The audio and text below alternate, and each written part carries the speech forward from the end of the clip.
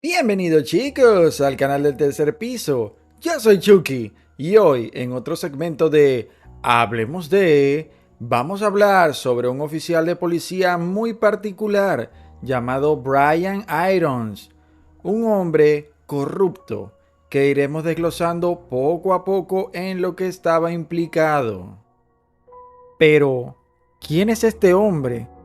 En su pasado, se le describe como una persona brillante, incluso antes de su carrera como policía. Asistió a la universidad. Sin embargo, durante ese periodo tuvo que someterse a una evaluación de su estado mental, ya que había sido acusado de agresiones hacia algunas estudiantes.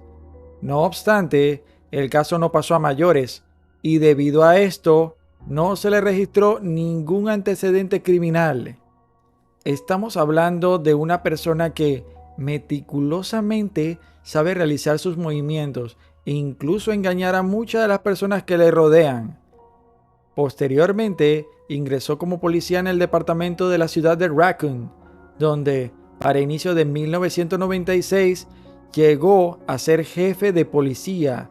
La gratificación que sentía en su posición era tal que incluso decoró su oficina como objeto retirado de museo, lo que evidencia su fascinación por el arte. Justificaba esto diciendo que le ayudaba a meditar en conjunto con su colección, lo que supuestamente le servía para combatir el crimen.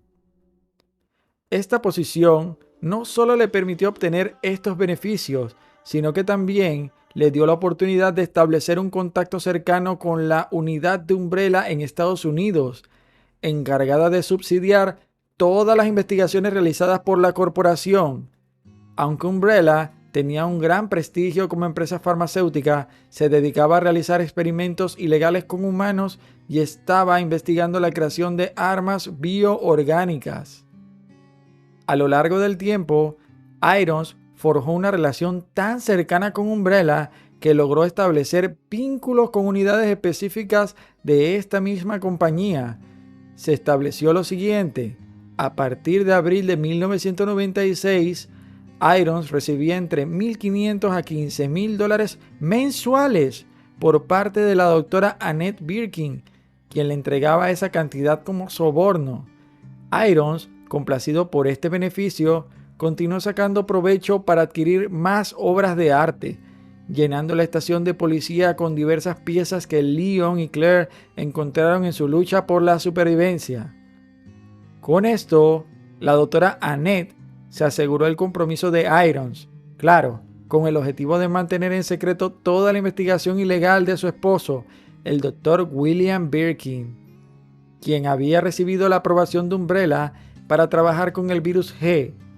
Para ello, necesitaba que las instalaciones no salieran a la luz. Con la confianza establecida, el Dr. Birkin le confió a Irons que colocara ciertas unidades de su propia estación de policía en áreas específicas que servían como entradas a las alcantarillas, las cuales llevaban a una instalación clandestina llamada Nest. Todo parecía ir de maravilla, ya que ambos lados se beneficiaban. Irons con su avaricia por adquirir más poder y Umbrella con sus experimentos llevándose a cabo sin interrupciones. Incluso se celebraban reuniones para establecer que, en el peor de los casos, el jefe Irons podría usar toda la fuerza policial a su disposición para evitar que se filtrara información sobre estos eventos.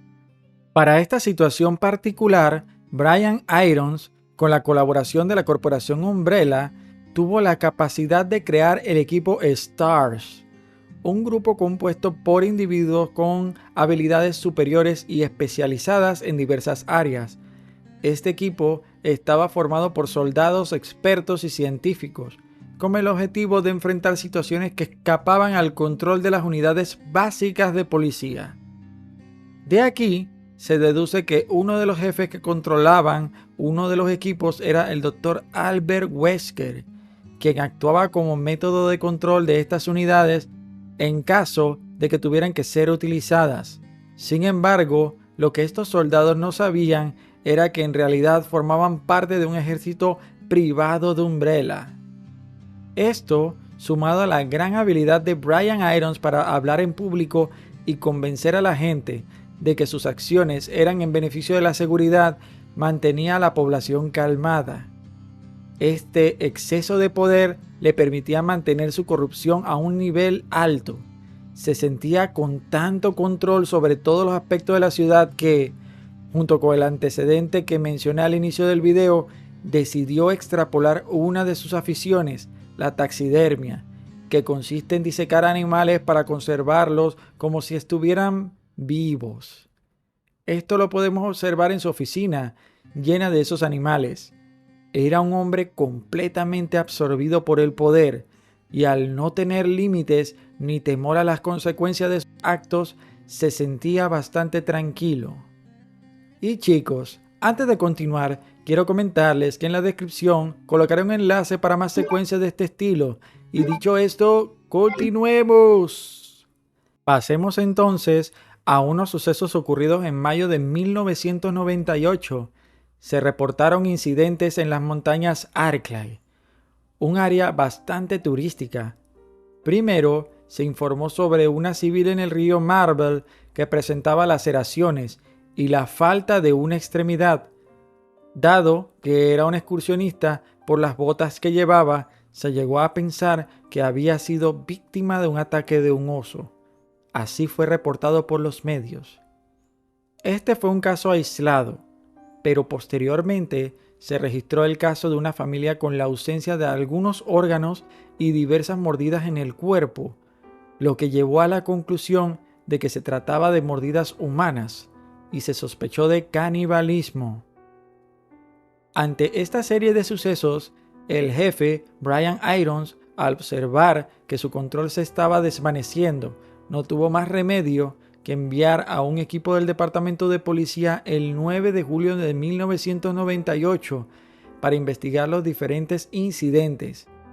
Sin embargo, durante la investigación no se encontraron pistas, ya que los casos eran aislados y no mostraban un patrón en particular.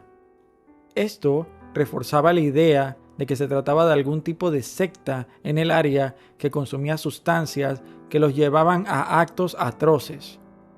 Pero esto no era suficiente para calmar a la población, que exigía un método para enfrentar esta situación de alerta.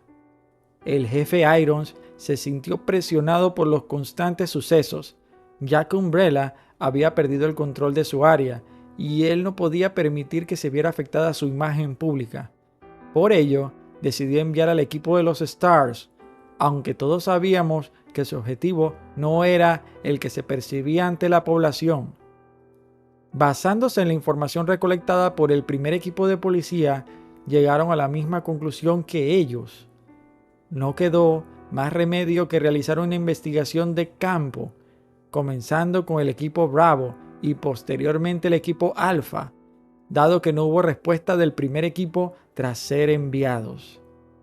Pasaron los días y a finales de julio, un total de 7 oficiales de los Stars, incluidos Albert Wesker y el piloto Kevin Dooley, fueron reportados como fallecidos. También ocurrió la destrucción de uno de los laboratorios de Umbrella, conocido como el incidente de la mansión. A partir de esto, los sobrevivientes de los eventos, Chris Redfield, Jill Valentine, Barry Burton, Rebecca Chambers y Brad Vickers, enfrentaron el terror en carne propia y presenciaron la muerte de sus compañeros. Ellos descubrieron la verdad detrás de los ataques, pero no había evidencia de los sucesos, ya que el laboratorio contaba con una secuencia de autodestrucción. Todos los sobrevivientes estaban muy alterados por la situación y se dieron cuenta de que nada de lo que se presentaba en la ciudad era lo que se quería aparentar. Todo estaba bajo el control de Umbrella. Sin embargo, como Irons estaba comprometido en esta situación, no tuvo más remedio que evadir constantemente las acusaciones hacia la corporación Umbrella. El Dr. William Birkin tuvo que recomendar a Brian Irons que clausurara abruptamente el equipo de los Stars para evitar que se promoviera una investigación en el área. Además, se sugirió que cada uno de los sobrevivientes fuera vigilado constantemente. Con todo esto, aunque los sobrevivientes comentaran algo al respecto, su palabra carecería de veracidad ante la falta de evidencia de una compañía que había beneficiado tanto a la ciudad de Raccoon. Por otro lado, existía un reportero y activista llamado Ben Bertolozzi, quien había realizado investigaciones sobre las actividades clandestinas de Umbrella y confirmaba la existencia de un complejo subterráneo del que decía conocer su paradero. No fue hasta que se produjo el brote del virus T en la ciudad que el jefe Brian Irons logró capturar a este reportero, quien podía poner en riesgo su reputación, ya que estaba implicado con la corporación Umbrella. El brote comenzó a ocurrir después de que se reportó, el 23 de septiembre, la fuga del virus a través de la fuente de agua de la ciudad. Esto llevó al jefe Irons a un estado de desesperación, liberando aún más su comportamiento maligno. Llegó a pensar que estaba infectado y deseaba ver a todo el mundo arder. Todo comenzó en su propio departamento de policía, donde se encargó de dejar las armas en áreas poco accesibles para su propio equipo, lo que contribuyó a la caída del mismo.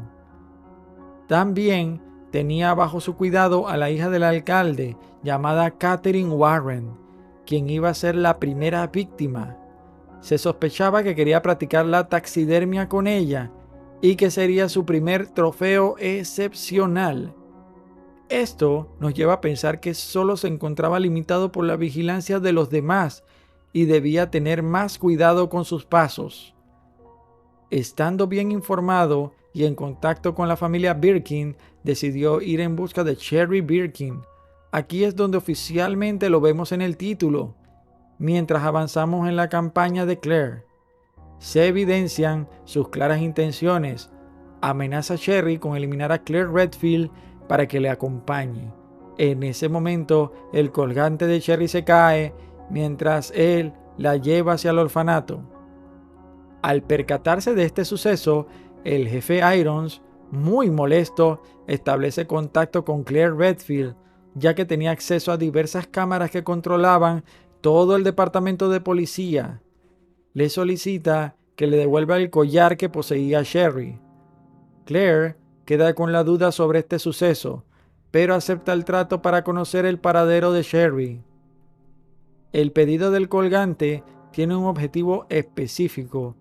Irons, bien informado por sus constantes reuniones con la corporación Umbrella, sabía que el colgante de Cherry le daría acceso a los niveles de máxima seguridad en la instalación Nest, lo que le permitiría obtener una vacuna que lo ayudaría a salvarse de la infección por el virus Golgotha.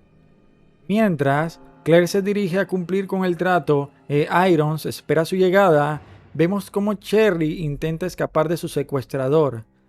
Al escapar de su habitación y ser encontrada por Irons, ella, en su defensa, le lanza un frasco que contenía ácido. El jefe Irons se torna violento y comienza a perseguirla de forma constante. En el momento que logra capturarla, aparece William Birkin, ya mutado por el virus G, quien le agarra y le implanta un parásito en la boca. Posteriormente, cuando llega Claire Redfield al orfanato para rescatar a Cherry, podemos ver al jefe Irons agarrando a Claire mientras sufre de un agonizante dolor y echándole a ella la culpa de llegar demasiado tarde. Y vemos una escena donde Irons pierde la vida, ya que se ve cómo el parásito es expulsado violentamente del área abdominal, llevándolo al fin de su vida. Como podemos observar, el jefe Brian Irons tenía una naturaleza avariciosa y despiadada desde sus inicios, incluso antes de sus tratos con la corporación Umbrella. Este hombre también fue cómplice del trágico final de la ciudad Raccoon, ya que encubría las actividades clandestinas de una de las corporaciones más peligrosas del mundo. Esto nos muestra cómo una persona, al adquirir las herramientas que necesita, puede perder el control, incluso sobre su propia naturaleza. Muchas personas logran controlar sus impulsos gracias a las leyes establecidas por la sociedad, pero hay quienes, como Irons, encuentran la manera de escalar hasta lo más alto en su entorno, ignorando las regulaciones para continuar con sus fechorías. Y con esto, chicos, terminamos. Es hora de sus likes. Recuerden compartir el video. No sean egoístas como Brian Irons. Y con esto se despide el tercer piso.